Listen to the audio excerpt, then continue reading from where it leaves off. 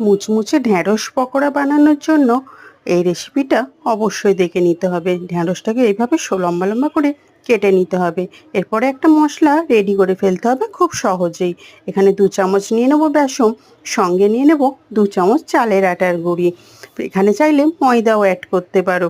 দিয়ে দিলাম হাফ চামচের মতো হলুদ গুঁড়ো, লঙ্কা গুঁড়ো দিলাম হাফ চামচ, আর হাফ চামচ দিলাম জিরে গুঁড়ো, সঙ্গে দিলাম কিছুটা পরিমাণে গোলমরিচ গুঁড়ো, আর দিয়ে দিলাম ওপর থেকে চিলি ফ্লেক্স। এটা পুরোটাই অপশনাল।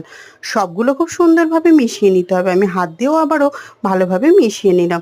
এইটা খুব সুন্দরভাবে মেশানো হয়ে গেলে ঢ্যাঁড়সের ওপরে এগুলো ছড়িয়ে ছড়িয়ে সুন্দরভাবে ঢ্যাঁড়সের গায়ে মাখিয়ে নিতে হবে মিনিট খানেকের মতো। তারপরে ফুটন্ত তেলের মধ্যে এগুলোকে ভেজে নিতে হবে।